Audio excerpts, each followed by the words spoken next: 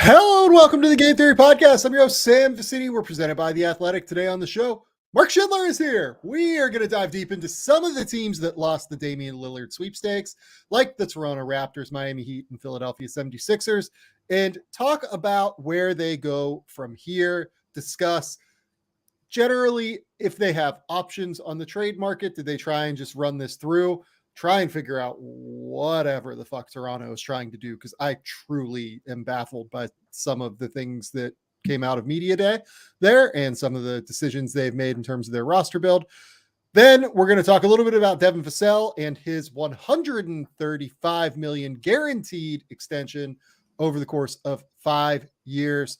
Great deal for Devin Vassell, and a deal that I'm excited to talk about because I'm not sure enough people recognize how good Devin has gotten in San Antonio. Finally, we might talk a little bit at the end about some Malcolm Brogdon trade ideas, because I wrote on Tuesday, I guess this is, a dive into the Brogdon trade potential.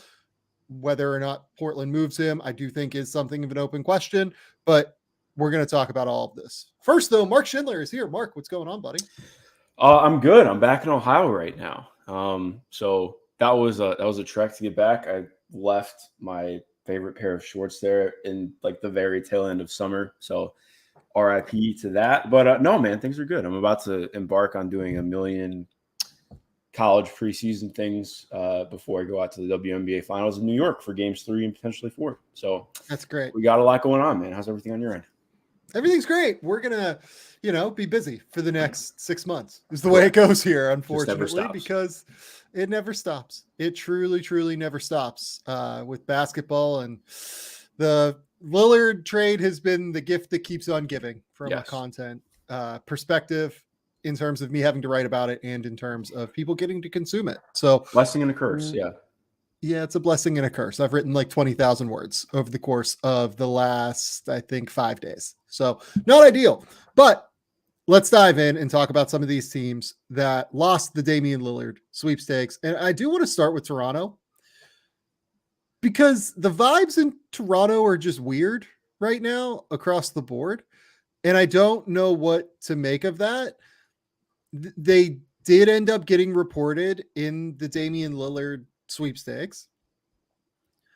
They have not decided to move OG Anunoby nor Pascal Siakam, and they also have not extended OG Anunoby nor Pascal Siakam, while also recognizing that Anunoby's extension number would be probably a bit low for what his ability is at this point.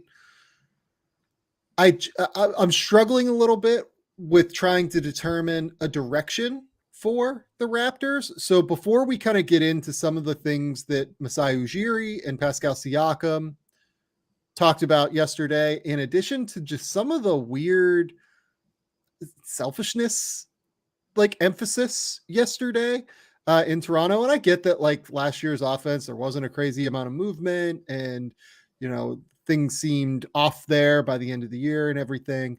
And you hire Darko Rajakovic in order to hopefully influence ball movement and make sure that everybody's getting involved.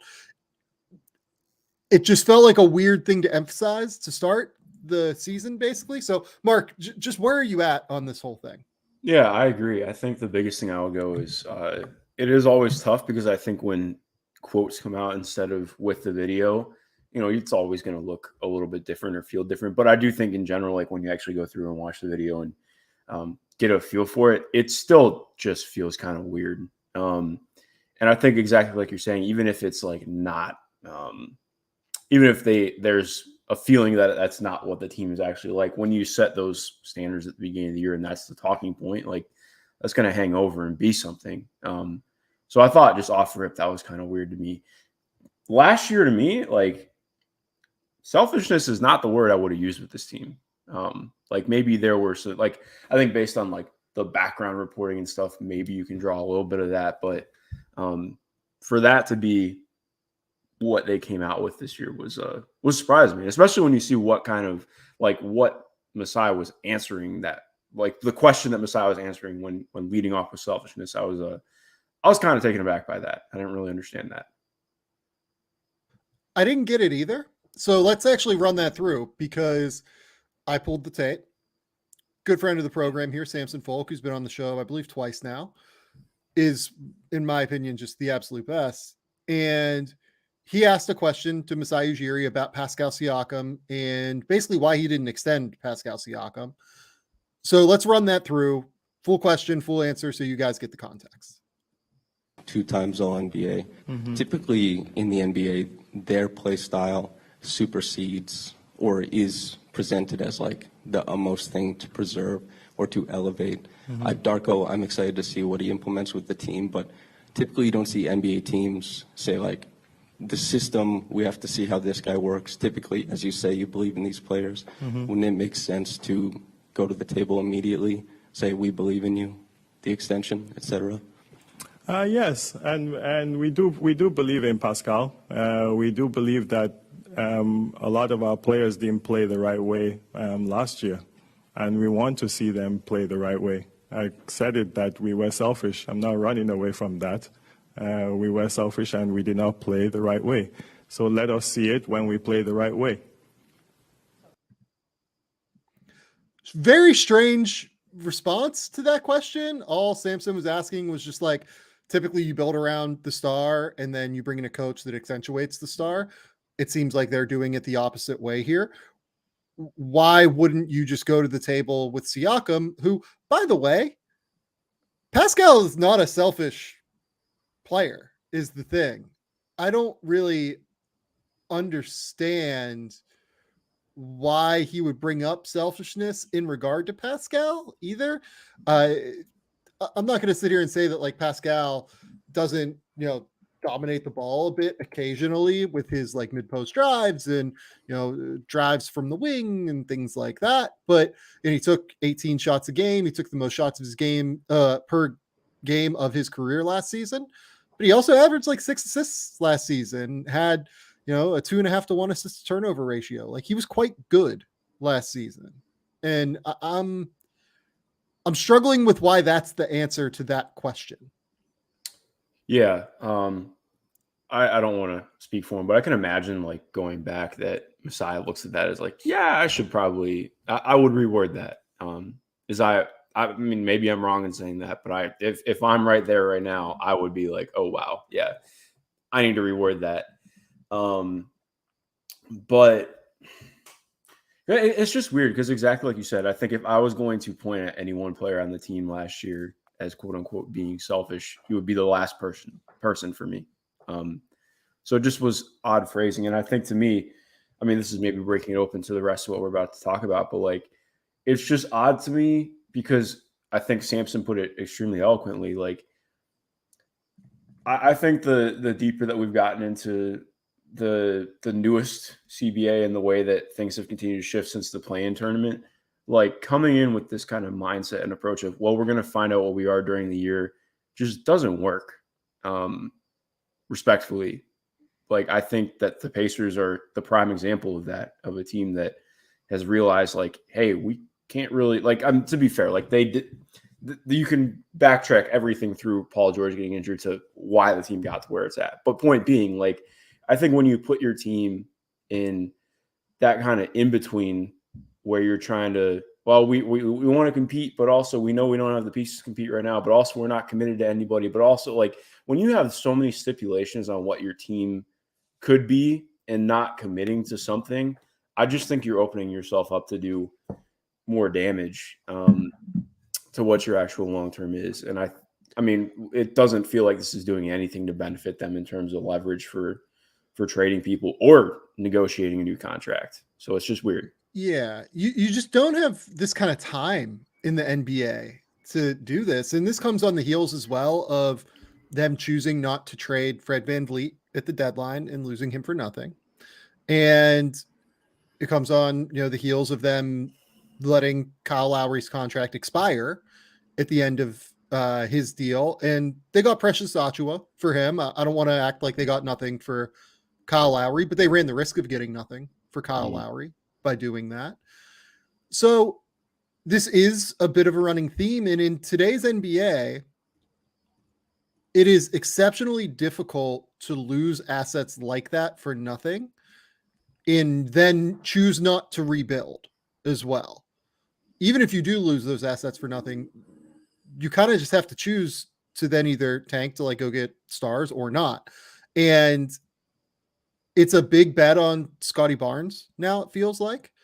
That feels like this entire thing is hinging on Scotty Barnes, and they've given themselves,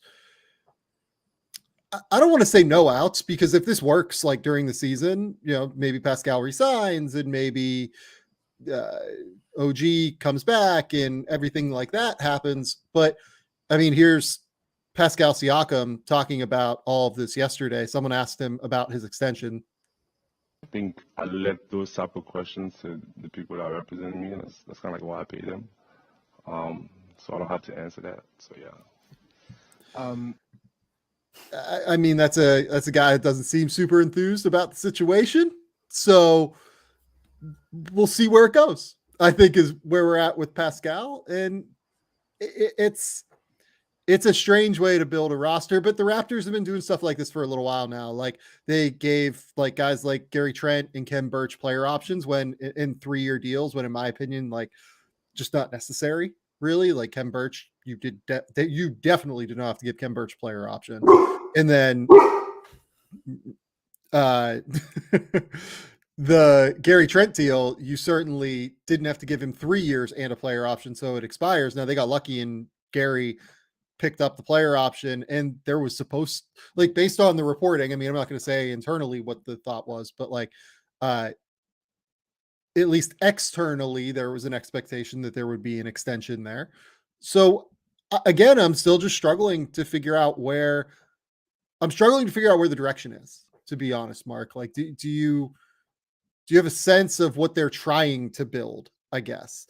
Because I get it that they're in a tough spot where they have not necessarily built a roster that accentuates Scotty Barnes, in my opinion, but they're also trying to build around Scotty Barnes, despite the fact that their best player, Pascal Siakam, and Scotty Barnes, in my opinion, don't necessarily bring the most out of one another because they like to operate in the same areas of the court. How do they blend all of this? How do they try and make all of this work? I mean, to be honest, I don't think that they do. I think if they were going to, they would have approached the offseason differently, to be honest. That's where I'm at with this team right now.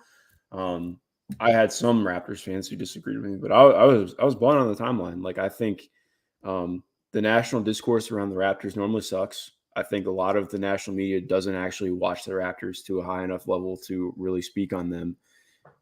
But this is the first year where I've really felt where I don't think this is a playoff team. Like, obviously we can look at other years, but I think straight up, like just going into this year, like, because obviously the one season where they were just decimated with injury, they were playing for, that's different to me. But like looking at this, like, I think it gets undersold how important Fred was for this team last year. And I think you can do all you want to try and implement new schemes. If you don't have the players to make those schemes hit and make a defense give a shit, then it's not going to look any different than it did last year. Like, yes, they could do some stuff playing with more pace and motion in the half court, but honestly, their offense wasn't even the problem that last year. Like, it wasn't great, but a lot more of it was their defense falling off. And I don't really think that they did anything that's going to rectify their defense unless Scotty really improves in a couple facets. And yes, I'm sure that their defense is going to look different. So maybe there's a different kind of floor and level there. Obviously, Jakob's there, but you are asking a lot out of Scotty Barnes to become like this guy that frankly he hasn't been yet. Like, he has shown a lot of really nice stuff as a guy who can create in transition and out of post-ups and on the short roll, but he has not been somebody who you can just say, all right, we're going to give you the ball and make things happen in the half court, let you run our offense, because he's not a good enough scorer to do that right now. And I'm just kind of vexed on what this is going to look like, because yes, they have Dennis Schroeder, but compared to what Fred brings. So it's just, sorry. Well, the main point being, the guard play is so lacking that I question what they can really do this year. Well, and you bring up the idea of offense being the issue, so that, or not being the issue. They finished 11th in offensive rating last year. even though they're 26th in terms of pace, right? But what I'll say is like they did a lot of their work in transition. If you look at where they were offensively last year in half court settings, they actually only averaged 96.5 points per 100 possessions, according to Synergy, in half court settings. That was 26th in the league. And it's hard to live off of a consistent diet of transition chances because teams can at least make an effort to take those away, especially in important moments, especially in playoff style moments where schemes are a little bit more on point. Transition defense effort is much more on point than over the course of a ravaged 82 game schedule. So even what they're building now, I struggle to see how it is a playoff contender. It can be, I think it can be a team that works in the regular season because they can just go. But in the playoffs, I'm kind of struggling with it. You know, Thomas Lancaster brings up the idea of Memphis Grizzlies light with Toronto here. I get what you mean by that. And I think it's not like an awful comparison because last year Memphis was just above them, 25th in the league in offensive half court rating, basically, according to Synergy. They averaged, I think, 97.1 points per 100 possessions in half court settings offensively. But the difference with Memphis, in my opinion, is that they have John Morant and Desmond Bane and Luke Kennard and real shooters that can space the floor around Ja. Jaren Jackson, I think, is improving, but everybody knows that Memphis needs another wing, right? Like Memphis is one piece away, in my opinion, from being like a real playoff contender. I kind of think Toronto is like multiple moves away. Like my take on the whole Damian Lillard thing was that Lillard doesn't get them to title contention. I think a wing, like a really good high scoring offensive creation wing, is the ticket for Memphis to take that next step. And those guys are hard to find, right? It's going to be hard for them to get that at the end of the day. But Toronto, I think they need like more floor spacing. I think they need to figure out the glut of, you know, Scotty and Pascal and Jakob Poeltl. And Poeltl is effective, right? Like Poeltl is, in my opinion, the people that like talk about Jakob not being good, like are just like crazy because he is somebody that can defend the rim at a high level, which is something they needed. And he is somebody that is an incredible screen setter and has his own level of gravity. But the issue for all of this becomes timing again. Like the NBA is a league of timing. And if you go out and acquire Lillard, which they did not do, which like, honestly, I think is a blessing for them. They have a 33-year-old Damian Lillard who is not on the same age timeline as Scotty Barnes, who is the guy they're building around moving forward, seemingly. And you have Pascal Siakam on an expiring deal. Maybe they extend him at that point. I don't know, but it seems like based on Masai's comments, they want to see how things play out this year, and you run the risk of frustrating the player at that point. You have OG Anunoby on an expiring deal, essentially, where he is somebody you basically can't re-sign to an extension because the number can't get high enough. So you just run too much risk, I think, by doing a Lillard deal. And I'm just really struggling, I guess, to, again, this all comes down to direction. I'm struggling with the direction of this group. Yeah, I mean, I would have been fine with the Lillard deal if, again, because to me, that's signifying, all right, well, we're going to pick and go this way instead of being caught in between like this. Because that, again, like that's my problem. I'm fine with if you want to be a team that is building around Scotty Barnes, be that. Because they're not doing that right now. Like this team is not built to optimize Scotty and what he does. You can always make points about like, oh, well, you can grow through, you know, more adverse situations. Yes, but also when you're trying to figure out what he could be as potentially your primary playmaker, this is not the way to do it. So I think for me, it's more so, it's like, I don't care what direction they pick. I definitely have opinions on what would be better for them, but like, just fucking pick something. Yeah, that's great. Yeah, I'm with that. That's ultimately what this all comes down to for me, is that Toronto has to pick a direction. Yeah. You can't straddle like multiple timelines. You can't straddle. There are no half measures in today's NBA. The teams that go for it, they go for it so hard now that it's really hard to pretend to be going for I mean, it. look what the Celtics just did. Exactly. Yes. Like that's going hard for something. And I think, like, again, like, to be fair, there are things that you can look at. Like, I liked the Jakob Poeltl move originally last year, but now I look at this and I'm like, well, what was the point of that? Like, I think, like, well, you can make the basis of, well, now they have a steady five, but so much of the point of bringing him in was, oh, hey, Fred has a big who can actually screen for him now, because the screening's been a problem on this team. Like, that this has just not been a high level team with role threats and screening because of what their roster build is. But now, like, okay, well, Fred is gone. So are you hoping that now you're giving another year for Malachi Flynn figuring it out, or like what is going, like, it's just, again, it's a confusing. Well, to me, it's for Scotty. They wanted a great screener for Scotty, is my guess.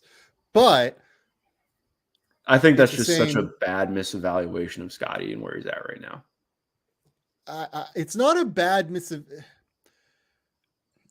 I think Scotty needs the reps on ball in terms of pick and rolls and like having somebody that can really screen. The problem is that I think it's really hard, and like Jakob is a good short roller, but Scotty wants to get downhill.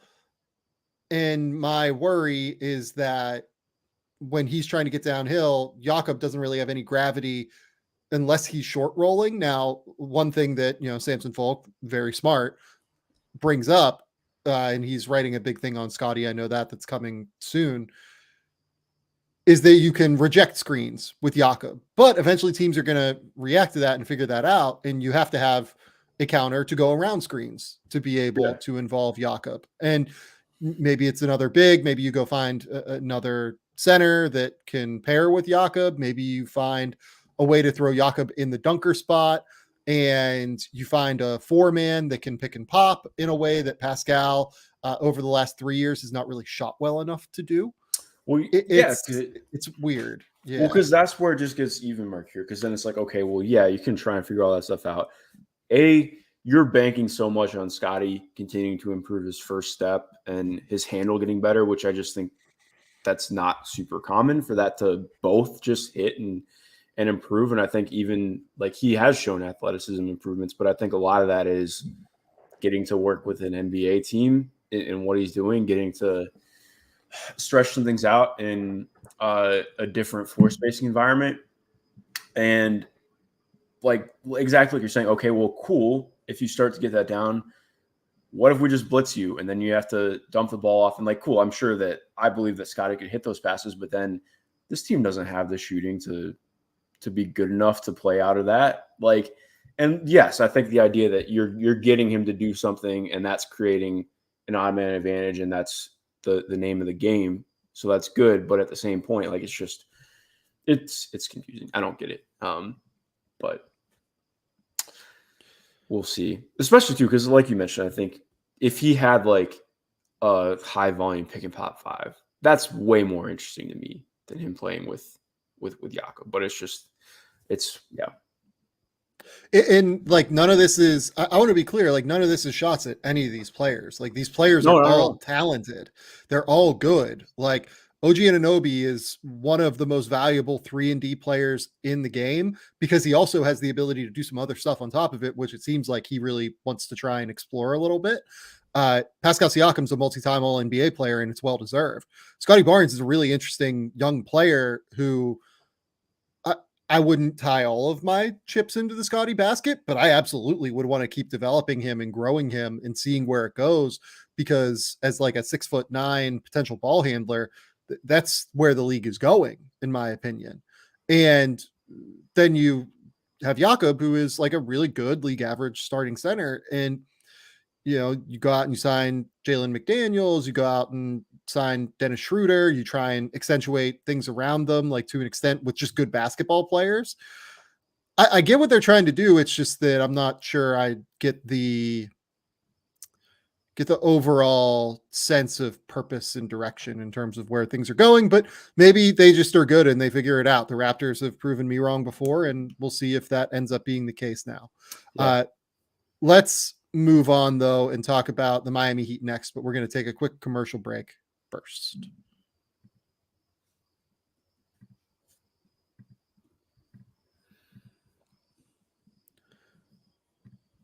Okay, Mark, we're back.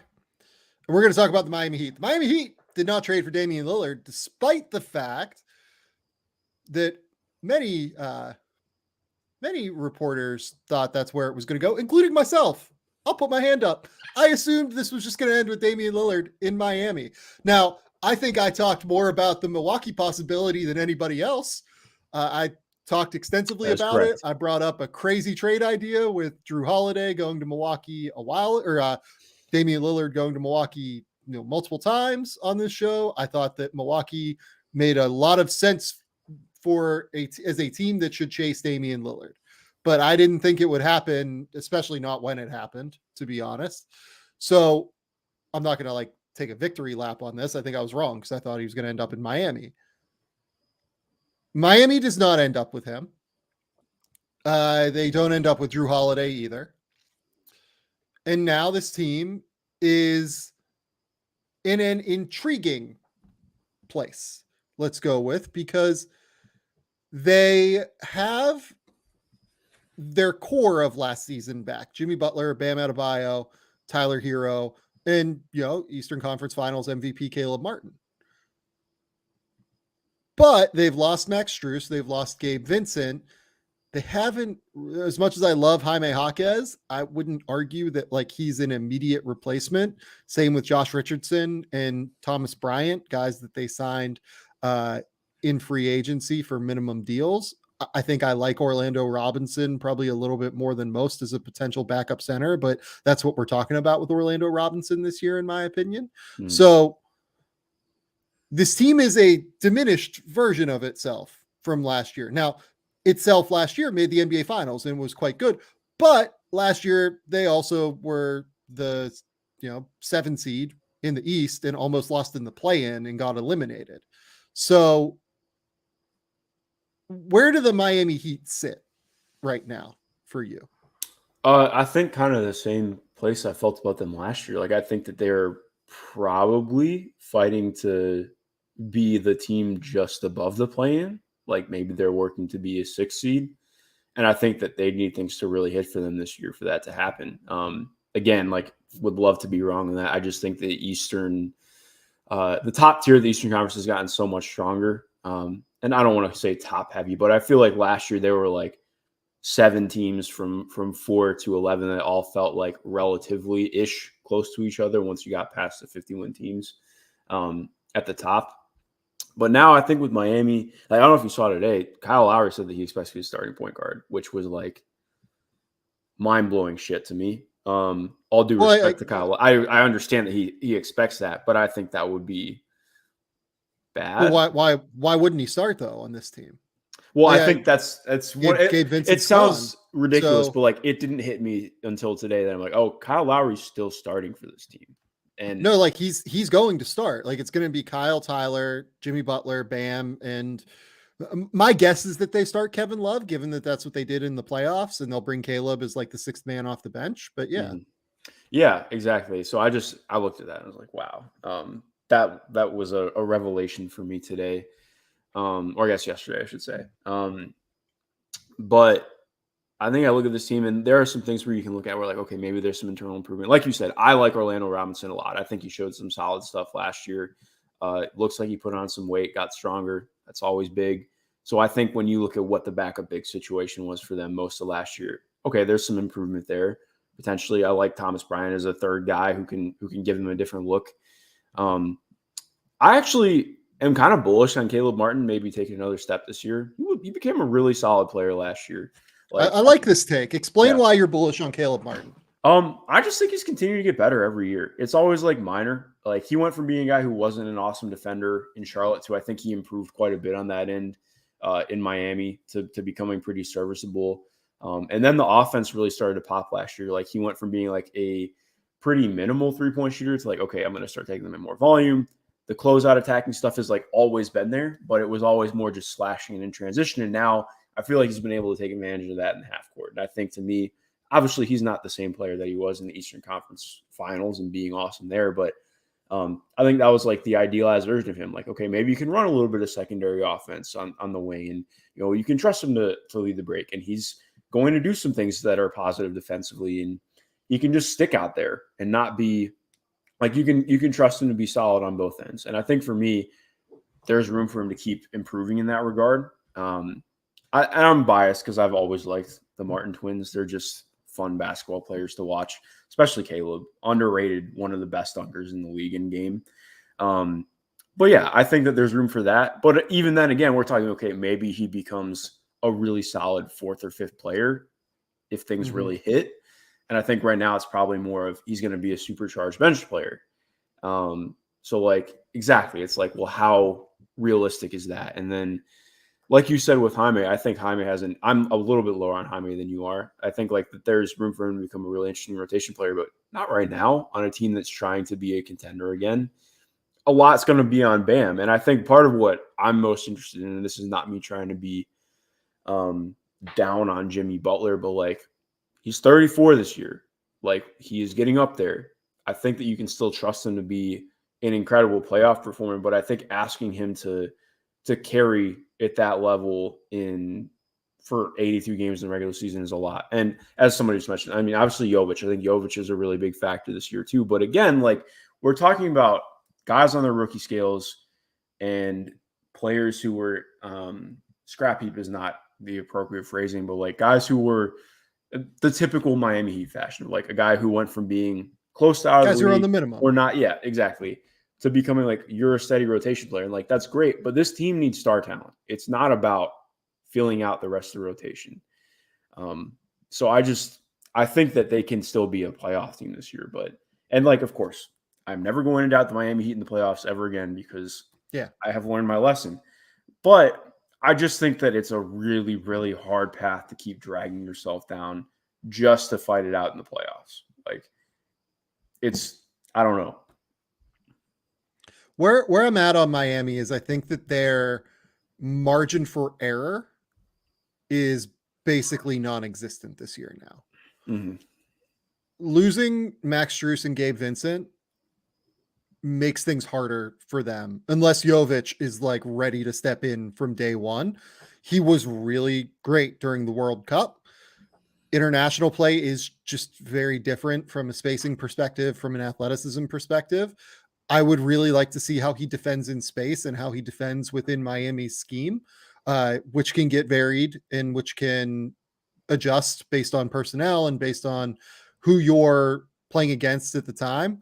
Eric Spoelstra knows how to really accentuate his guys' skill sets, but he also knows how to take away the opposing team's skill sets. So there is a better opportunity for Jovic here to be able to defend in space than in other situations. And I want to acknowledge that, but I want to see it before I really believe in it in a full way.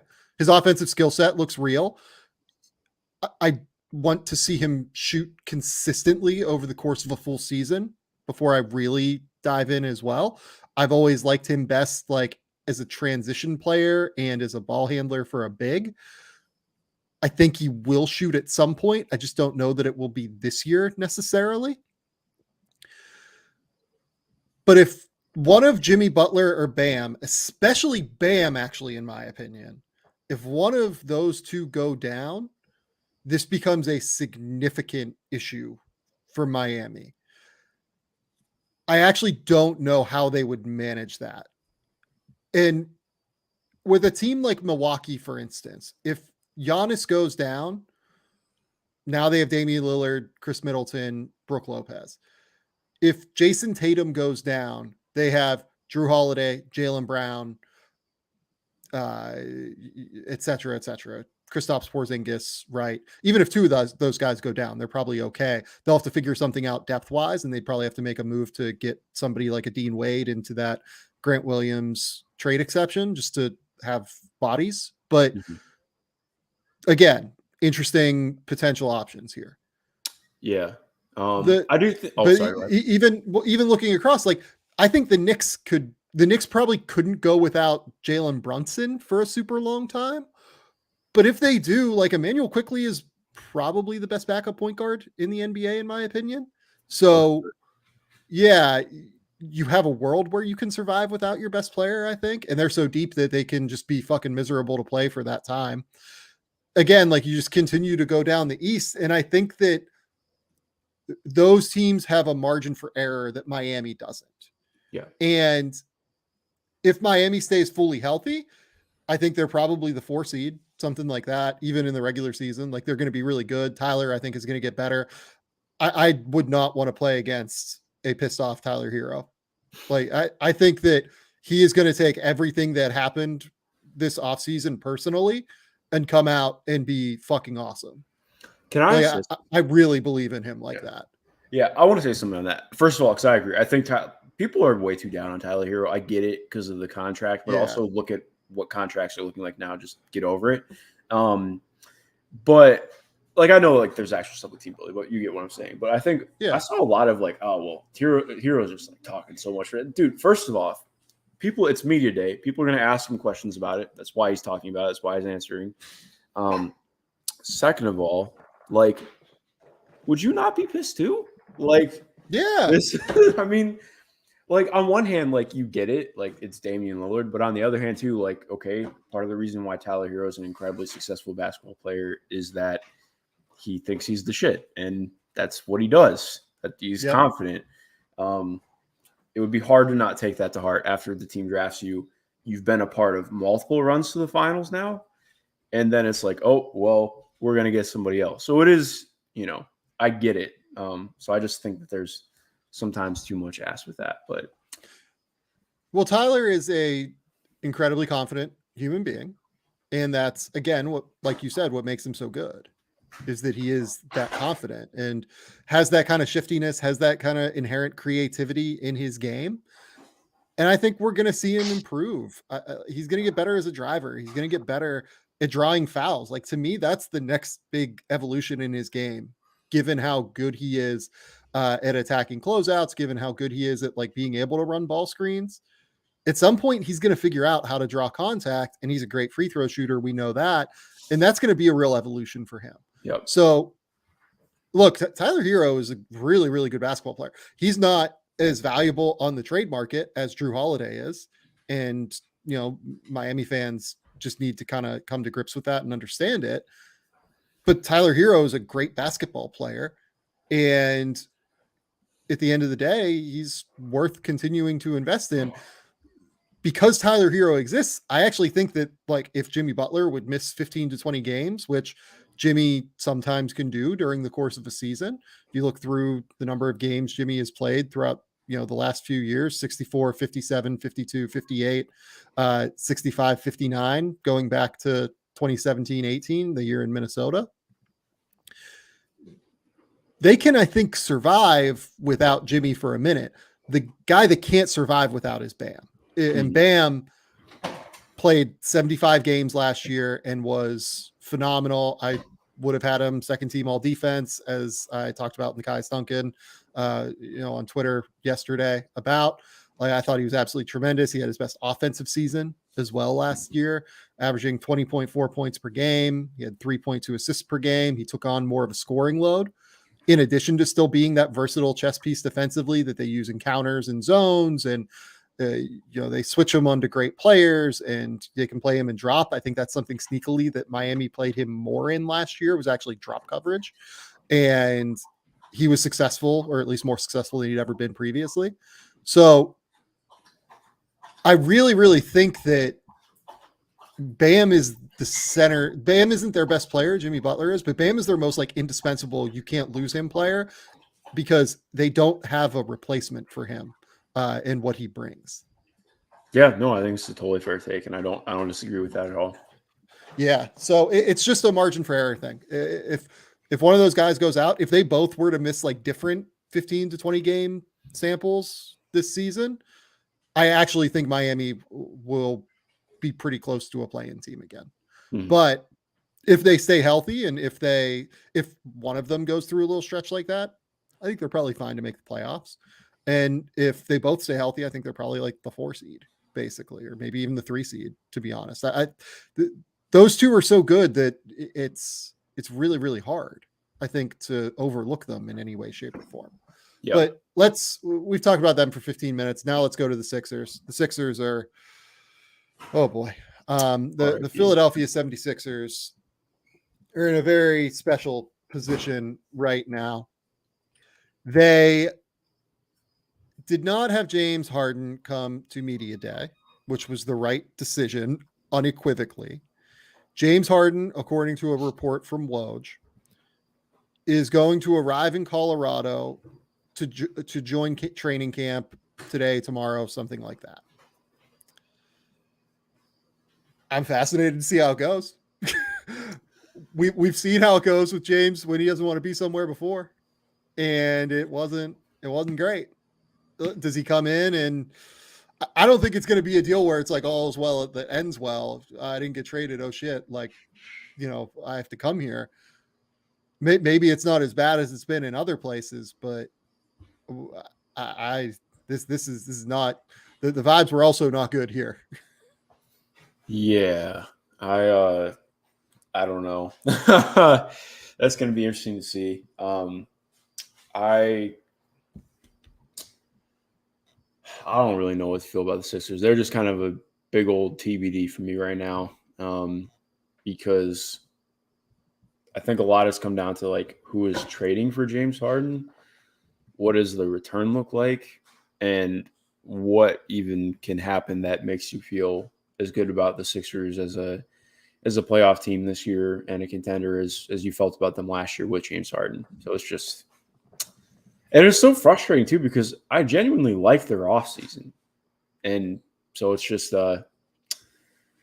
makes it exciting. I don't know what to think about them other than this is especially with what happened at the top two, with Milwaukee making the moves that they did, with Boston making the moves that they did. In some ways, it almost feels like them being like, yeah, Philadelphia is not out this year, but for the purposes of what we're trying to do and winning a title, it feels like Philadelphia is out in a lot of ways. So, yeah, exciting times in Philadelphia. Yeah, and Joel Embiid yesterday made it pretty clear that he thinks that for as long as he's in Philadelphia, they should be going for a title. And he's not wrong. And he's not wrong, given that he won the MVP last season and he is as good as he is. He feels like every single season they are there, they should be trying to win. And I don't blame him for that. Like, I feel like that's true. The issue is that if James Harden is not there, let's operate under this assumption. Let's say that James Harden is not playing for a minute here for them, and their starting lineup is Tyrese Maxey, DeAnthony Melton, PJ Tucker, Tobias Harris, Joel Embiid. How many games does that team win in the East?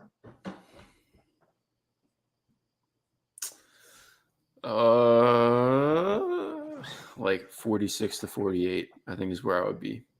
You're even higher on them than I am. So I like that.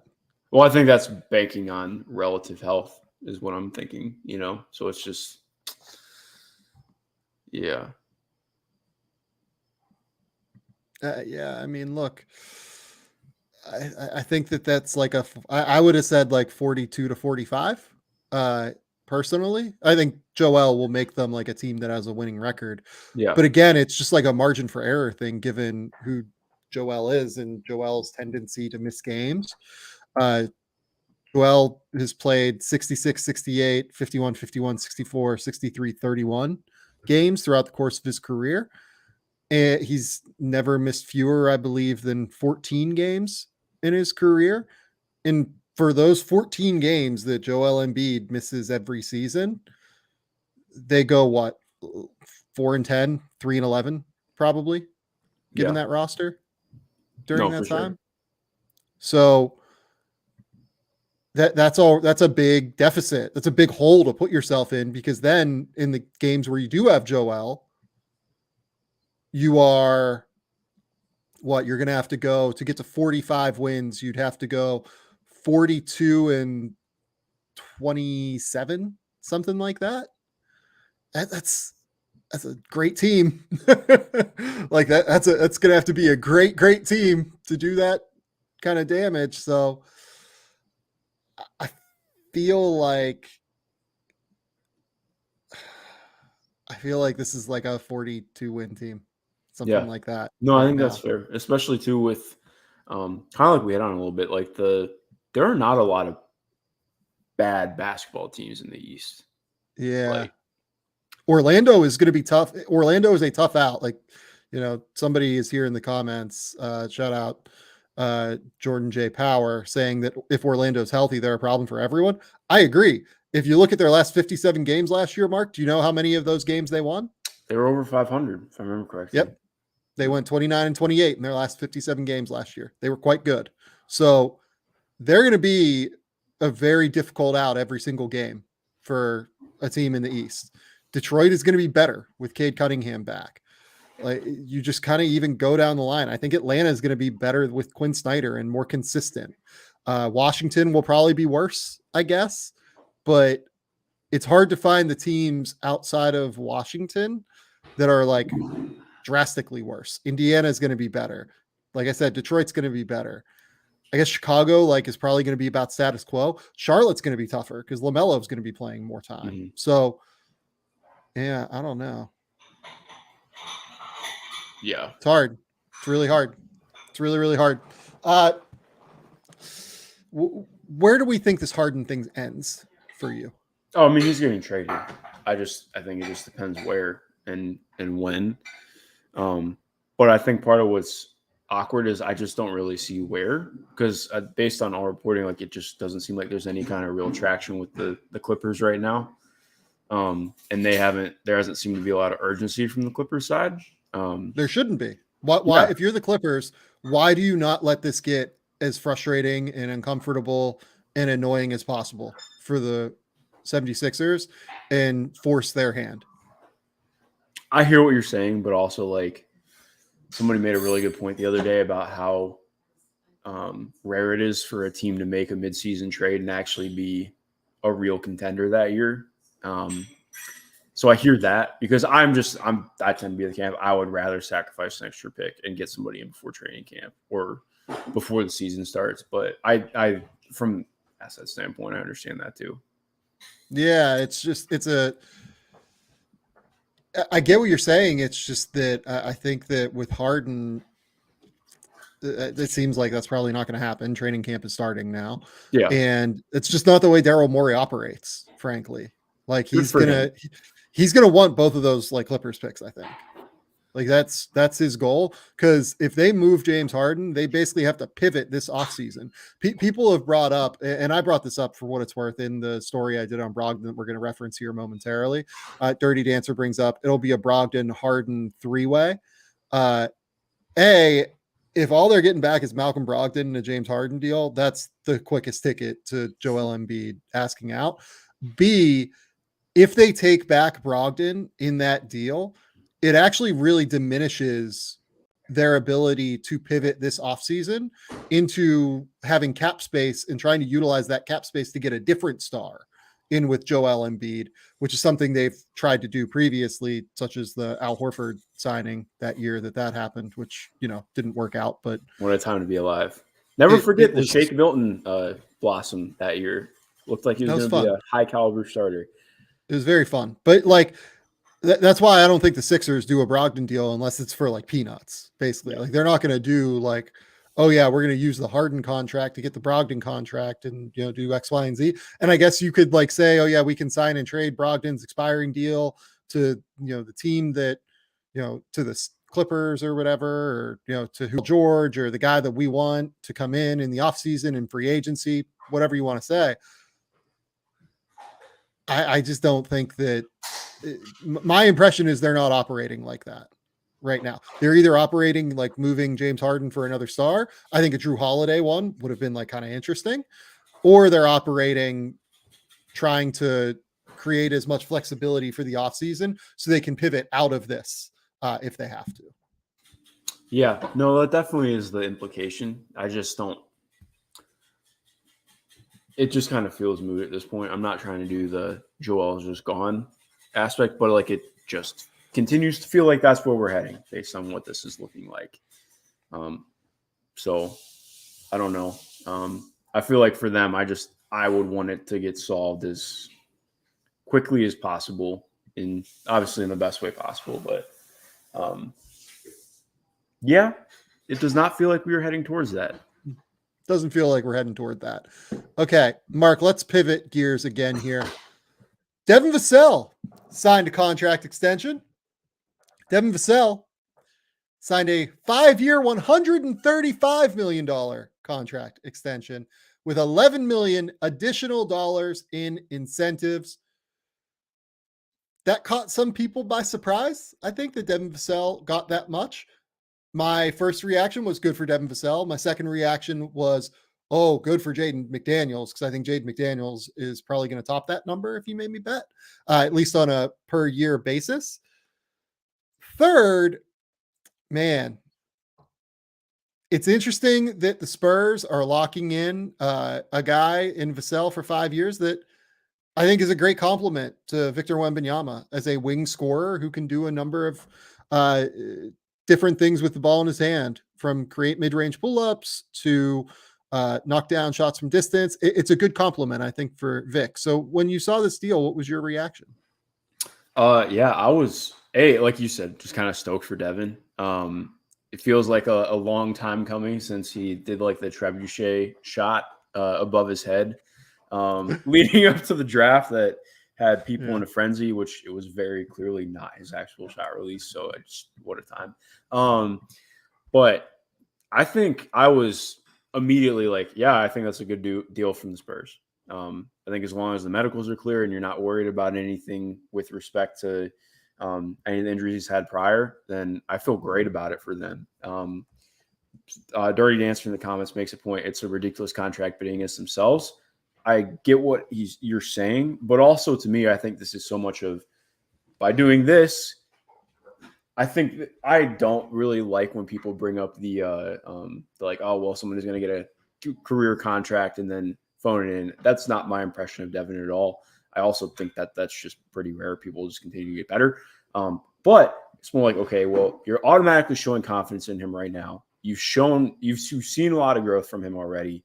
And I think by quote unquote bidding against yourself now, you make it so you don't have to bid against people in a couple of years. And I think that's instrumental for this team and where they're headed, especially with like, who knows how Vic is going to continue to grow and what that looks like, how quickly it hits and what his impact continues to be.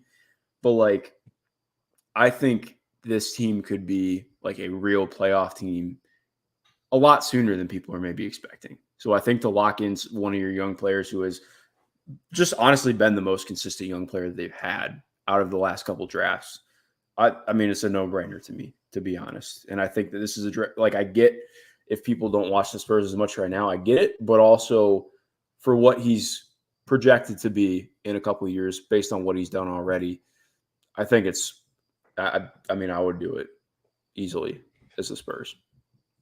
So just for the record here, no options per Mike Scotto in this deal. Additionally, according to Bobby Marks, this contract is going to be slightly descending / largely just even across the board. Next year is actually the highest paid year of the deal. It's going to be $29.347 million. That's 20% of the cap. When you get to 2027, 28 and 2028, 29, do you know what percentage of the cap Devin Vassell projects to take up? 15%. It's about 15%. That's right. 15 and 15.6% of the cap. This deal really does not hinder them in any way, shape, or form, as long as Devin stays healthy. Devin, missed time last year after getting an arthroscopic procedure on his knee. And as long as the knees hold up, I think that this is a fine deal that makes a lot of sense for everybody involved. Now, they're also going to have Jeremy Sohan at some point, who I still really strongly believe in. I thought I had a terrific rookie season and should have been second team all rookie. Did he make that mark? I can't remember. Let me look because I also do not remember. Yeah, he did. He did. Thank God. Okay. That's a good sign. The voters got that right. Yeah, it's a really, really smart structure to make it so that Vassell is not going to take up as much cap moving forward in the long term. They still have max cap space next summer if they want to be players. Like if Victor Wembanyama is ready to go from the jump and be as good as what people think he is, and if Sohan takes another leap and this team is friskier than what I'm expecting, which frankly, like I'm kind of expecting them to be like one of the 2 worst teams in the West this year. But like if Vic is better and Vassell stays healthy and he takes another step forward, they could be like real players in free agency for somebody that wants to come and play next to Vic, right? Yeah. I mean, I don't think that's crazy at all. I completely agree. I think that like I'm just so fascinated to see what this team is going to look like because like we've talked about them a lot, just with respect to how many young players they have. Like this is just not of that laden team at all. When you look at what that can mean for if they really make things hit right with finding traction and then still having plenty of room in the books to add max players, while also locking in their younger players on extensions. Like I think that there's not just a chance. Like I think this team is set up to do some really exciting stuff the next couple of years. Also, just to read off, Jeremy Sohan post All-Star break, 8 games. So 8 games is a small sample size. Don't get me wrong, but way bigger usage, 28% usage for those 8 games. Shot better from the field, 47% from the field, 17 points, 7 boards, 3 assists. So that was fun. Obviously, small sample size, but I'm excited to see what Jeremy looks like in this game. Well, and just real quick, let's read off Vassell's numbers because I realize that we're kind of doing this backwards a little bit. Vassell played 31 minutes last season per game. He averaged 18.5 points, shot 44% from the field, 39% from 3, taking 7 3-point attempts per game. So it was high volume, which was good. 3.6 assists, doubling his previous assist rate, which, by the way, important because Devin, in my opinion, his biggest weakness coming out of Florida State was vision and seeing the court and being able to like collapse defenders and hit kickouts. That was just not something he did all that well at Florida State. It wasn't a grand part of their offense for the most part, but if you look back through Devin's assist rates in college, even they were not particularly strong. His draft year, he only had 49 assists in 30 games. In the season before that, he had 21 assists in 33 games. It was just not something that he did all that often at Florida State. So that's a really, really big leap for him to be able to have that vision. But more than anything, he has become like a real genuine mid-range shot creator. And I've seen some people bring up the idea of him being like relatively inefficient. And it's not like wrong to say that, I guess. If you look at Devin's numbers, he had a 55.5 true shooting percentage last season, which was in the 45th percentile among all shooting guards, according to dunksandthrees.com. Shout out, just the tremendous website, which is where EPM, the best all-in-one metric, is housed. I really think that he is a good bet to continue to get better. A big part of the reason that his metrics were quite poor last year was the defense. He was a negative 1.2 defensive player, according to EPM's numbers. And I don't want to sit here and say that I thought that like he was a great defender last season. I thought that he took honestly a bit of a step back there. Agreed. But throughout high school and college, that was kind of Devin's calling card, was defense.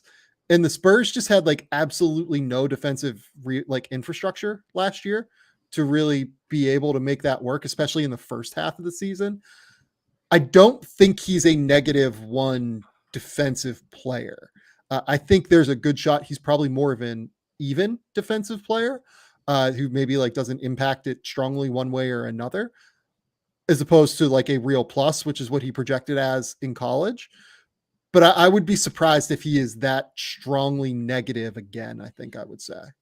Yeah, I agree. I think with him, it was more so like I think all the defensive playmaking stuff was still there for him last year. It was much more like I just thought the screen navigation and everything that you see from him that is part of what made him such an exciting defensive prospect. Like, felt that was just more inconsistent last year, which granted, like he took a step offensively and that whole team was just pretty blah defensively.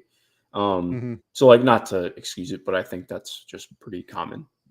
So I'm not worried about it because, like you said, even his rookie year, I felt he was a positive defender.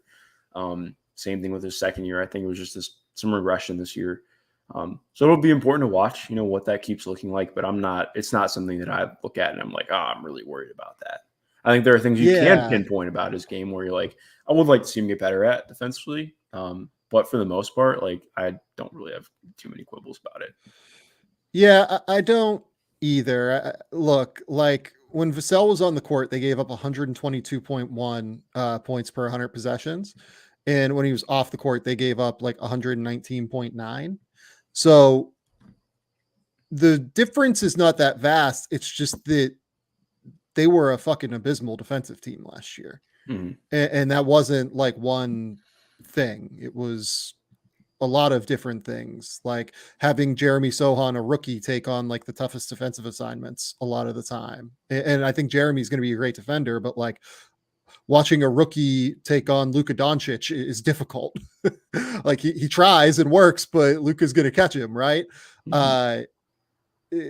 Trey Jones is good, but he's like small on that end. And I think Zach Collins can be like a solid secondary rim protector, but he's not like the guy you want to have.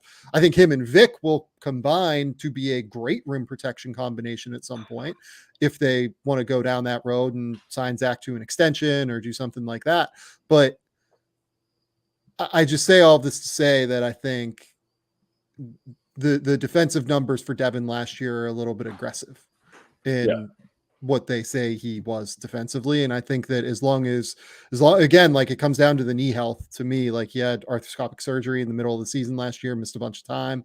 Like as long as the knee stays healthy, I think that he will be a fine defender. Cause look, Malcolm Brogdon was a great defender, and this is how we can transition to Malcolm Brogdon maybe before we take some questions at the end here. Malcolm Brogdon was the defensive player of the year in the ACC. I don't think he won National Defensive Player of the Year, but he was like a very, very good defender at Virginia. And he's not a great defender anymore. Like he's okay. He's smart. He's big. He's physical. But the change of direction from the repeated injuries in his lower half has really kind of sapped a lot of what he can bring defensively. And you just have to hope that doesn't happen with Devin, after this surgery. So, Mark, let's transition to Brogdon. Is there a favorite trade destination you have for Brogdon? But I asked this question before I couched this. I've talked to some people around the league, and I think it's like genuinely an open question if Malcolm gets traded before the season. I don't think it's a certainty by any stretch of the imagination that he gets moved before game one. I think that the Blazers are certainly open to listening to offers from what I know, and they're not going to like be 100% like Malcolm's going to be here. But I think that don't like expect this like Jrue Holiday where everybody around the league knew that like the Holiday deal was coming within days of acquiring Jrue Holiday. If they would get an offer that they like for Brogdon, I think they would move him, but like it's going to be an offer they like. It's not just going to be some like, poo-poo platter of parts for somebody either. Yeah. No, I think those are all good points, and I'm interested to see what happens with it. Because especially too, like he's a guy who could be really interesting in like, okay, what if he moves to a younger team? And you get to see him like, cause he's a guy who I think like is just steady enough that he can elevate some things and be solid. Especially if you're talking about a team that doesn't have good guard play right now, or doesn't have consistent guard play, I should say. So like, not saying that I'm advocating for it, but like, let's say Orlando was like, hey, we feel like adding a steadier guard would be good for us. And they have Malcolm Brogdon. Like, I actually think that would elevate them quite a bit in terms of what they get. Again, definitely have questions defensively with what that looks like. Because keeping the ball in front was one of their biggest issues last year. They had tons of really good off-ball defenders, but in terms of staying in front, that's important. What's interesting is, like, I feel like there are just like so many places where it's like, and I don't mean this as a slight to Malcolm, but when you take what his contract is with where he's at as a player too, it's like, is it enough of an upgrade for some of the teams that you're talking about taking the next step that it ends up being worth it for what you end up giving up? Because, like, I mean, you can come up with teams off the top of your head, but then when you start thinking through them, it's like, how much of an upgrade is that really? Yeah, like Toronto is a really good example. Philadelphia is the best example, but I've kind of already laid that out. Yeah. Like Toronto, like I don't know if you're doing Malcolm Brogdon, like you're not trading Precious Achiuwa for Malcolm Brogdon, right? Probably not. No. Like, I just don't unless really see what the opportunity cost is. Yeah, like unless organizationally they make a decision, we're not going to pay Precious in the offseason, like I guess that you could say that then, but I think they could do better than with the Precious asset, because Precious is good. Like, he's a good basketball player. He's a really good defender. He plays hard. Like, there's a lot there that you can do with him. So, like, the best offer that they're going to put to the table is probably like Chris Boucher, one of Thad Young or Otto Porter, Malachi Flynn, and like second round picks, because again, like Toronto, they're not going to want to move an additional first round pick because they already have one out from the Pirtle deal last year. So I just don't think you can really run that risk. And then a team like Philly has multiple first round picks out already, and they might have to transition out of this team built around Embiid into a new one and like have flexibility. I don't think it really makes sense for Philly to like do this unless the cost is like so cheap that it's worthwhile.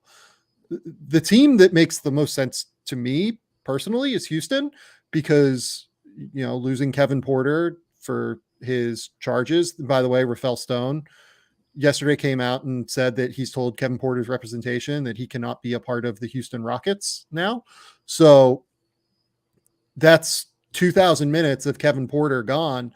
Additionally, the Rockets played 2,100 minutes of Ty Washington, Dacian Nix, and Josh Christopher last year. Like, so that's basically 4,000 minutes that you have to sop up in the backcourt.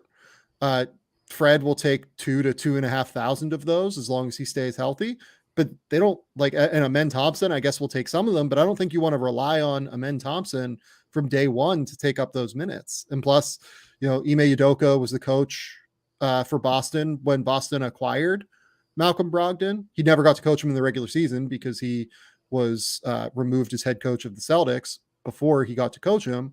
But I would imagine that like he's comfortable with Brogdon as well. There's just a lot of synergy there, I think, for Houston to do this. Yeah, no, I don't hate it. I think it's just that one I'm probably like, I don't want to say mum on, but like with how many, I guess they don't, it's more wings in the rotation than guards that are younger. So I guess I don't mind it. You can play Brogdon with both Fred VanVleet and with Amen Thompson. It would put Jalen Green a little bit less on the ball, but honestly, like, I think I would prefer that a little bit. I'd like to see him more just like slashing, attacking closeouts, getting a chance to get easier shots, frankly, than what we've seen Jalen Green have to get previously. So that's the one that lines up for me. Like, if you have 4,000 minutes basically, or 3,500 minutes, if they both miss a little bit of time, of Malcolm Brogdon and Fred VanVleet, that elevates your floor in a real substantial way that I think this front office should like really want, given that they probably have to show real improvement this year. Yeah, no, I don't mind it. I'm not like in love with it, but I think there are reasons to do it that make sense. So I can get there. The Clippers are the other team. They tried to trade for him earlier this offseason. I think that lines up as a real potential outcome. Didn't the medicals trash it though? So because like, So he had that elbow tear at the end of the regular season. So I haven't been able to get like a straight answer on that. Like, are the Clippers just like not interested in the medicals, or was it the time crunch that they were under because Kristaps had that player option that he had to exercise like basically within 24 hours of the negotiations? Did the time crunch not allow the Clippers to get a strong enough read on the medicals, basically, to do it? I don't know the answer to that. And that's not me saying one way or another. I truly just don't know. So maybe the Clippers do still have some interest in him. I think Orlando should have a look at him as well. Like, they have the Jonathan Isaac deal, and I get it that some people, have hopes for Jonathan Isaac continuing to emerge as an elite defensive prospect, but he's played 14 games since the start of like the calendar 2020, like since the calendar turned to the 2020 decade. He's played 14 games. He's on a pretty good contract that is like eminently tradable now because it's half guaranteed, or it's guaranteed for less than half this year, and then it's non-guaranteed next year. I think there's some synergy there. So to me, those are the teams that make the most sense for Brogdon, though. Yeah, no, I agree. And then because especially too, like, just to rattle off a few, like when you start looking around the other teams that could maybe benefit from having a guard who slots in as their two, or just as a third guard, it made a lot more sense last year before other teams made moves. So it's like, why would the Knicks do that? Why would the Cavs do that? The Hawks have no need for Malcolm now. So it's like, it is just, I think like you're mentioning, it could be really interesting to see him just play in Portland and see what happens around the trade deadline. And I think that there's a lot of sense in that. Yeah. And on top of it too, a lot of teams are just kind of stuck until December 15th. Like Denver actually does not have a mechanism to trade for Malcolm Brogdon right now, unless they would want to move Kentavious Caldwell-Pope, which I would not recommend by any stretch. Minnesota could use another guy next to Conley and Anthony Edwards, but they don't have a mechanism to do it right now because they signed all of their guys in the offseason, like Nickeil Alexander-Walker and Naz Reid and Shake Milton and Troy Brown. Like, they can't move those guys until December 15th. So, and Mike Conley has always been a better player than Malcolm Brogdon. I hope I don't have to explain that to people. So that's just like not an option in my opinion. Do you want to answer some questions, Mark, before we get out of here? Let's go for it. Let's rapid fire some. So, what are you expecting from Dallas and Minnesota in the preseason games in Abu Dhabi from Luke Byrne? I don't know. Like, I just hope that it doesn't impact them coming back to the to start the regular season. I would think I'm excited to see Dallas because Dallas seems hell-bent on starting two rookies. So I am interested in that. I want to see how Omax and Derek Lively look with the starters. Yeah, in the limited time they get. Super curious about it. I'm just really fascinated about Josh Green, I guess, is what that comes back to with me too, especially how he looked last year. Like, he was good last year. So I'm like, on one hand, I get like Omax is just so much bigger. Like, so there's sense in that, but yeah, I'm with you. I'm curious just to see what that looks like. It'll be hot. That's about all I got. From Brian Roby, speaking of Dallas, now that we're seeing rookie scale extensions start back up, when do you think we see Josh Green's with Dallas? And do you have a guess at how much? I'm assuming that they sign him to an extension. I certainly would. I really liked what Josh brought last year. In terms of a number, I would like try and ballpark it at like 470 to 480 right now. He probably gets the PJ Washington deal. Yeah, like something in that ballpark kind of lines up to me. I mean, he still only averaged like 9 points per game last year. I know that, that number is probably a bit shifted by the fact that, he was slightly in the rotation as opposed to later in the year when he was like really full stop in the rotation. If you look at his last, 35 games, he averaged 10.6 points, 3.6 rebounds, 2.1 assists, 52% from the field, 38% from three. Energetic defender, but a little bit smaller. The number that lines up to me is like 475, like something like that. I think that would be a sharp number for everybody across the board for Josh Green.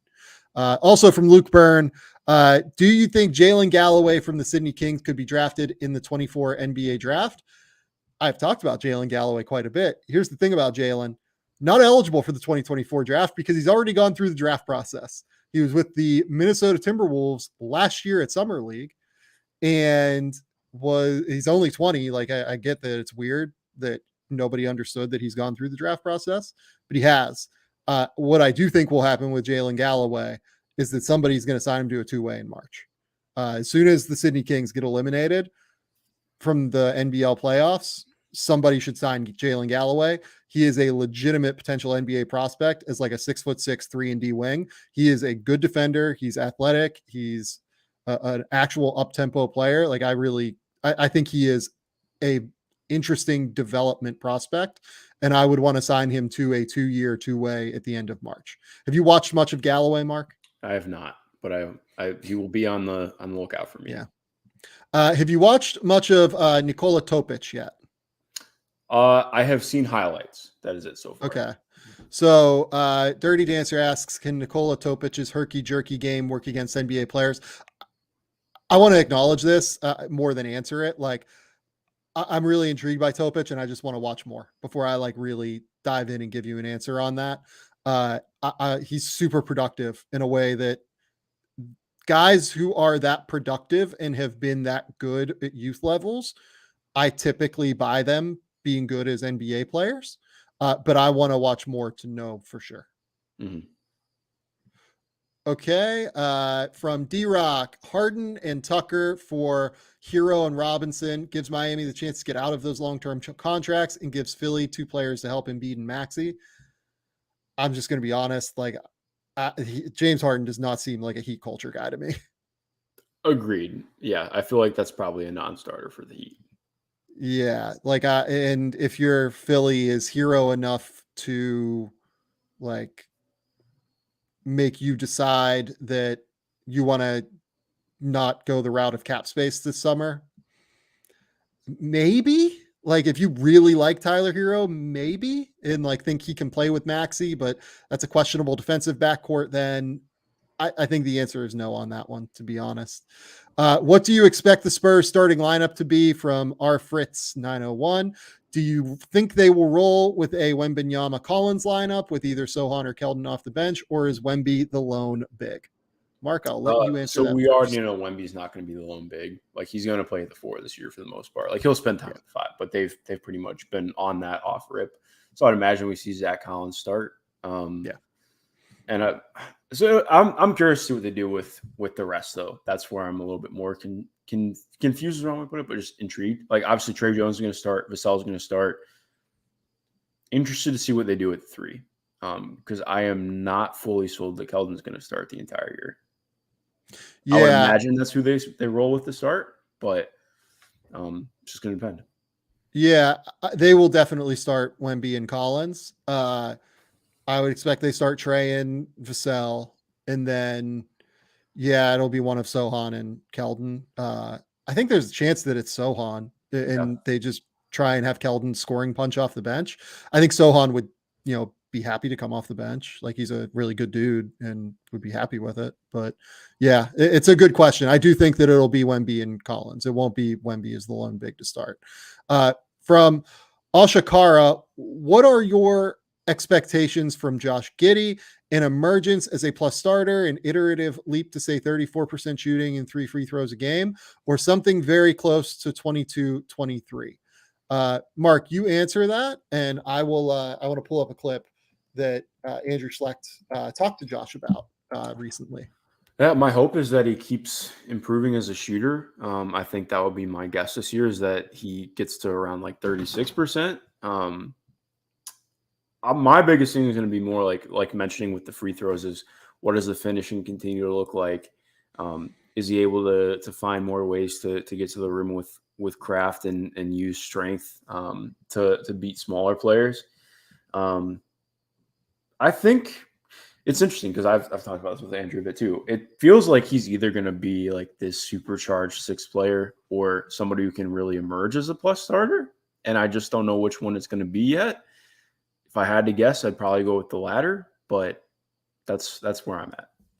From Down to Dunk and Andrew Schlecht, here is how Josh Giddey answered that question. Better at today, than you were that game against Minnesota? You say, I feel definitively better at this skill. Drawing fouls. Drawing fouls. That's the one thing I feel. I mean, I don't know, because I haven't played an NBA game since then, but yeah, the one thing coming into FIBA that I put an emphasis on was getting to the free throw line, and I got there at at a pretty good rate, and it was something I struggled with my first 2 years in the NBA, and I needed to get better at. So hopefully that can carry over. I know it's 2 different game styles, it's officiated differently, but hopefully that's one thing that can carry over to the NBA. How do you get better at that? A lot of it's putting pressure on the rim, and you put. So that to me is the number one thing that I would have answered as well, just from having seen him. I watched all of those Australian games at the World Cup being over here. The foul drawing is going to be real for him this year. He has gotten better at getting into the lane, accepting contact, and being able to get to the line in a real substantial way. And I would venture that he shoots better from the foul line than what he has previously. So I think that Josh is going to take a real leap. I think he is going to look. I'm on record saying I think Josh Giddey is going to be an all-star at some point. I think he is straight up a real dude. Whether or not he's an all-star in Oklahoma City, surrounded by, Jalen Williams and Shea and Chet and everybody else, I don't know. They're going to have to make decisions that are going to be hard at some point. I hope he stays there forever, but whether or not how that all works, we'll see. I think it's an open question. But I think Josh is going to be a stud, and I think Josh will continue to take a real leap this year. He's just a serious-minded dude who gives a shit about basketball, and those guys tend to get better. Yeah, no, I agree, and I do want to say too, when I say supercharged 6 man, I think more of it is exactly like you said. A lot's just fit, opportunity, what that looks like. I agree with you. I'm trying to remember. I believe I had him 4th on my final big board for that was the first year I did draft stuff. So yeah, I feel very good about Josh Giddey and where he's headed. Okay, let's go to we kind of answered this question already. How do you feel about Kyle Lowry going into next season as the likely starting point guard? Do you think he can get back to the 2021-22 level before injuries?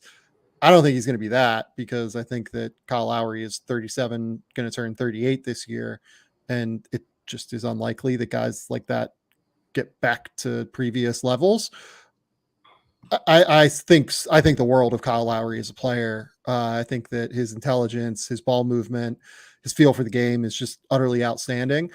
He's not as good defensively as he was previously. And, he just can't kind of get anything going anywhere. downhill. So, yeah. Go ahead, Mark. I'm pretty out on it. Yeah. They need to play him with both Hero and Jimmy on the court, I think, at once, is what I would say. That's where I'm at on it. Jordan J. Power asks, Sam, are Orlando making the playoffs? Yes or no? Playoffs, not play in. So does it count if I think they could get through the play in to the playoffs? Does that count? I think there's a pretty good shot of that. I don't think they'll be a top 6 seed and just automatically qualify for the playoffs. But I think that Orlando is set to take a real leap this year for sure. Agreed. Yeah, I don't think that this is the playoffs year, but I think this is the year that they make the play in for sure. And I guess my thing would be playoffs are possible if they were to make a trade that brings in a veteran guard or something. I don't think that would be insane. It would depend on what the rest of the East looks like, but yeah. Okay, 2 more questions. Can the Hawks get back to the Eastern Conference Finals, or was it a fluke? This from Justin Thomas. I do not think this team is getting to the Eastern Conference Finals. ECF would surprise me. I think this team's going to be better than they were last year. Low bar, considering they were literally 500. But I don't think it was a fluke. I just don't love it. I'm not saying that you're trying to be. It wasn't a fluke. It was a real circumstance based on made it there. Based on a real matchup advantage they had against Joel Embiid, with Trae Young being able to hammer them in ball screens. Yeah. And being able to defend Joel at a real level with guys like Clint Capella and everything that they could throw at him. Yeah. To me, it was more of they have this specific matchup advantage, and that allowed them to go to the Eastern Conference Finals. That's not a fluke to me. Yeah, no, I agree. I think this is a team I want them to make the second round of the playoffs this year. That is my hope for them. I think the goal should be for them to be a top 4 seed. I don't think that's impossible. I think if things really click with what they have and they're relatively healthy, it's doable. That would be. I think doable is a good word. Yeah. I think that's a good. I think like that's what they should. That's my hope for them. I think that they should be if they are in the play-in, that is bad. Yeah. No, I don't even know that it's bad because like you just look at the top 6 in the East, right? Like Boston and Milwaukee are definitely going to be there. You know, Miami might be there.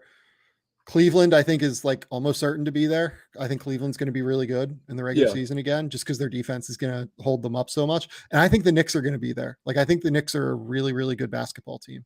So, yes, I agree. You know, then you've got Philly, you've got Atlanta. That's where you get into like the 6th and the 7th area. Indiana is going to be tough. Orlando, as we just mentioned, is going to be tough. Like, there's just a lot of teams vying in that area. And I think a top 4 situation, if everything goes right, is totally valid and plausible, but I don't think it happens, I guess. Yeah, I agree with that. I think it's more just like, I feel like this team is probably better than they're getting projected as right now. The Quinn Snyder jump is an enormous jump. And I think that like not enough people are accounting for that. And I will say too, like, I think they're going to be better, but also my expectations are just high for them. And I think that they should be after everything they did for the DeJounte trade and just how all that's going. So it's, TBD, but yeah, they're better than they were last year. And I think that nobody is discussing them as such. It's just the East has gotten better and that makes it tricky, but they should be good. They just have to figure out what they're going to do. The questions for them now in the next like couple of weeks, what do they do with Onyeka Okongwu? Do they extend him and move Capella? How do they manage their situation here moving forward? The last question we're going to take here is from Richard Ano. Who are the biggest swing teams this season if everything goes right for them? Well, we just talked about one in the Hawks. They will be one for me. Like, I think if they really have things hit, they have the potential to be very good this year. I'm trying to think of the West really quick. While you're doing that, I'll mention another team from the East. We just talked about Orlando. I think Orlando is one for sure. I don't think Detroit is quite there yet, but like if Detroit was really bad last year. Like Detroit won 17 games last year. If they win 35 to like 37 games, that wouldn't totally blow my mind. Like that would be an enormous 20-win leap. But they're going to be better this year. Like they are deep. They have Cade Cunningham back, who I believe in as like a genuine star. There is just a lot there to buy into, I think, with Detroit being a little bit better this season. Or if Cade misses time, they might be like a 17-win team. So like on a pure like win-loss spectrum of the situation, Detroit might be the swingiest team.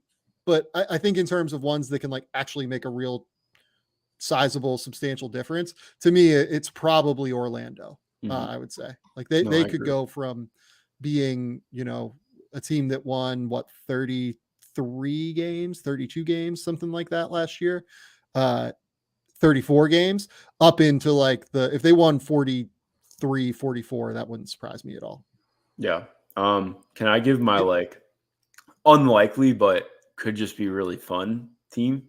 That's the point of these swing things. Let's do it. Spurs, man. Like, I think, what if, and again, I'm not saying it's going to happen, but what if they just they have all this national media that's coming in, Wemby just really hits, things go kind of right, and they're not a playoff team. They're not a play-in team, but like, well, they just won 30 games this year.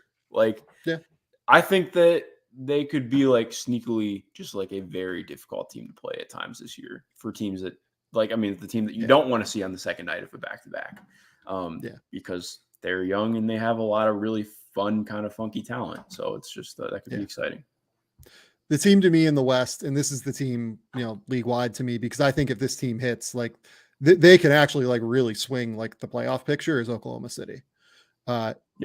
Oklahoma City might be right around what they were last year, 38 to 41 wins, something like that.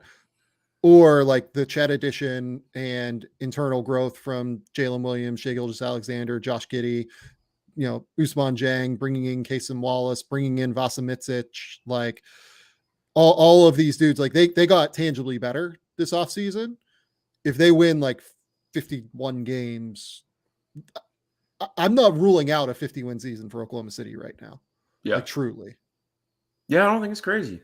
It's I wouldn't bet on it, but like I think I would bank on them winning more than 40 games this year. Yeah, it just kind of like they're young and the West is a fucking buzzsaw. You know what I mean? Like it's hard. It's really hard to win in the West. So I think that there's such a spectrum that all of these Western Conference teams could end up on because they're playing 50-50 games every night, it feels like, out there. So look, I think Oklahoma City might be just really, really good. So OKC's line is set at 44.5 this season. It's aggressive. They're going to be good. I agree, but I just feel like that is kind of aggressive to me. But yeah.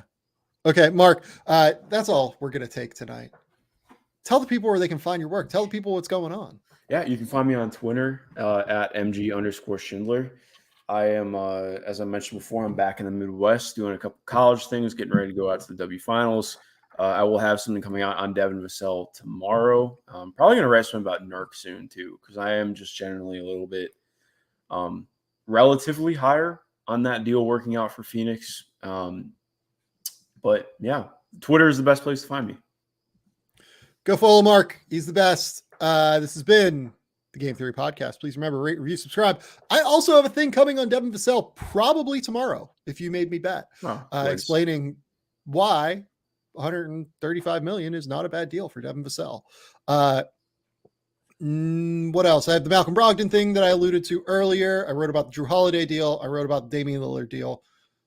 A lot of stuff that you can go read, a lot of stuff that you can go check out over on The Athletic. Go check it out. Go subscribe. Keep me employed over there. It's really nice. Until next time, though, we will talk soon. Bye.